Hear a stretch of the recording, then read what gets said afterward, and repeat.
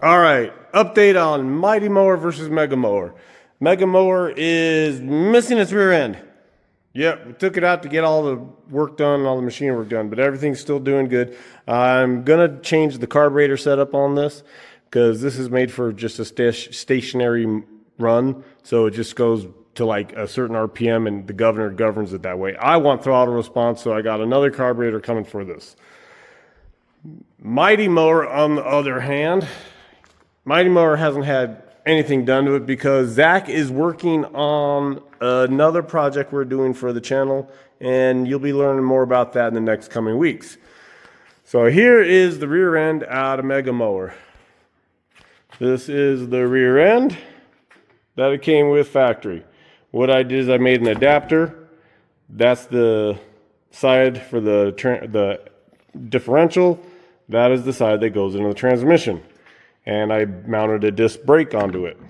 So that slides on there, and that powers my rear end. So from there, it comes out of that, plugs into that, which is the other side of the transmission, the inputs or output side of the transmission. And then it goes through the normal transmission like it would in a standard one. It runs a wet clutch. And right there. And so what I did was I took the crankshaft and I cut it in half. And so here's the factory crankshaft. Here is my drive that comes out of it. So I put, because these normally run an open bearing because they're sealed, they have oil in them all the time. I'm running sealed bearings, found some that are the exact same size. So one goes there, one goes there. And then this sticks out the front half of the tranny. And I run a drive shaft off of this to the motor. So we're hoping that will work. This is all I had. I spent 2 weeks machining all these little parts to get everything to fit together. Between that, there's 3 plates there that got put together, and this one that got put together. I know everybody's going to say, well, wait a minute, it's aluminum, it's just pinned in. I'm trying to make this my weak point, because if something does go wrong and this does break, but the rest of the motor works, I can always redo this out of steel. But right now, I want it to be able to break right here in the bearing, so the drive shaft doesn't break, it just shatters here if something catastrophically goes wrong.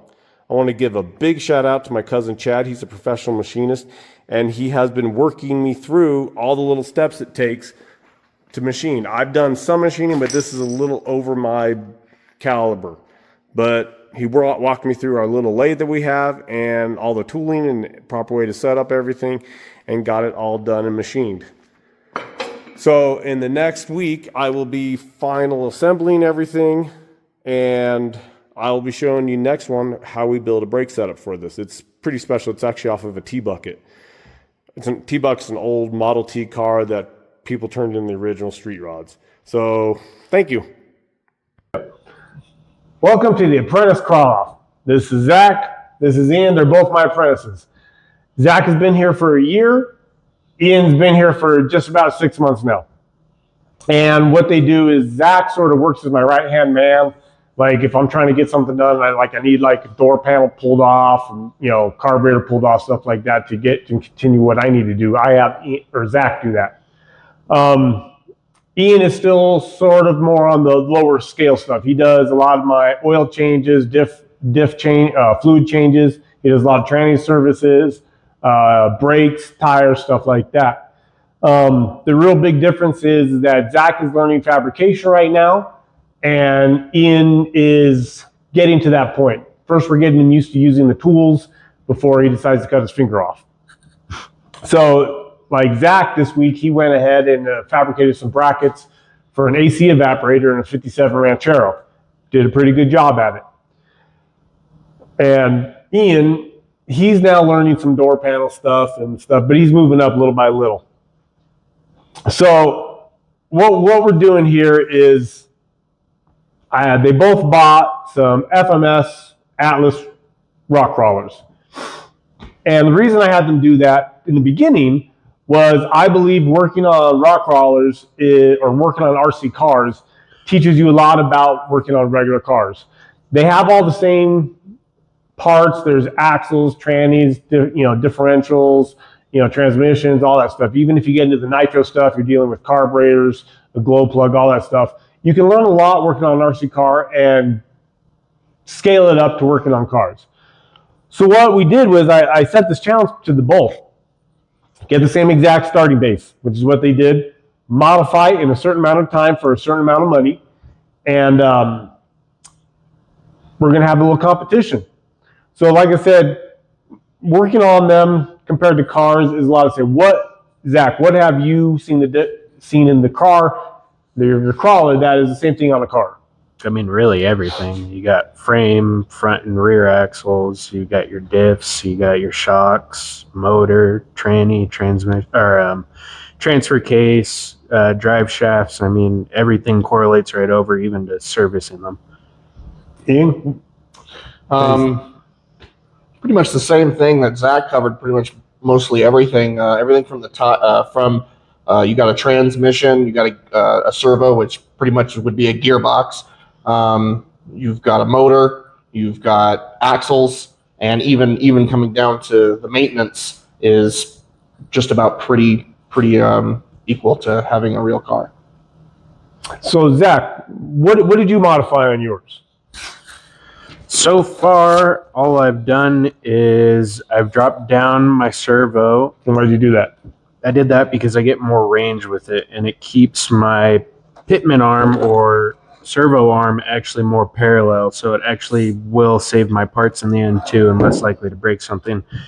I went ahead and got a bigger battery than Ian, and on top of that, I got a new ECS, which allows me to control my braking more, how fast I accelerate, what my top speed is, if I want more torque, and so on and so forth. And then I got new tires and wheels, better grip, more weight. The rear's got BBs in them, which keeps it heavy because my rear end is very light compared to my front end, and the front end just has stick weights on it. The other thing I did is Ian's body's a lot longer than mine, and I went ahead and cut the whole rear end off basically, and ended up throwing on 8 scale shocks on him, which is the next size up for us, just to get more articulation on it. Why'd you go with a bigger battery pack? Longer life, really. I think I get maybe a little bit more power, but more longer life, because I could, on one battery, I could almost run it all day if I really wanted to, and it's not something I'm worried about. Cool. Ian, what'd you do to yours? So I swapped out the stock tires for thicker tires, wider tires, and overall better tires. And then I swapped out the original servo with a more heavy-duty servo, upgraded the ESC, and I decided to go with a 3-cell LiPo battery, much smaller. Gives me the amount of runtime that I absolutely need. And I also changed out the drives inside the wheels, and I changed out the shocks, which gives me a little bit better dampening and just a tad bit of droopage. So overall, I'm pretty happy with mine. Nice. So the way the challenge is going to work out, there's going to be 3 challenges. We're going to have a timed route where I run my rock crawler first. We're going out to a place called Moon Rocks, which is just north of here. They do a lot of full-size rock crawling out there. They have conventions and stuff out there, and a lot of guys go out there rock crawlers because it's just a beautiful area to drive these in. So what we're going to do is I'm going to lay out a route. I'm going to run it with my rock crawler, time it, and they have to see how close they can get to us, close to my time. So for every second you're off is a point you get, and you want to have the least amount of points possible. Then what we're going to do is we're going to do an articulation challenge. And basically what it's going to do is it's going to be a bunch of articulation ramps stacked after each other, offset. So we have to crisscross them up, get them all bound up and everything. And the goal is to get across it as fast as possible without falling off. The third challenge is going to be follow the leader. They're going to follow my old truck, and basically whoever falls off first loses. And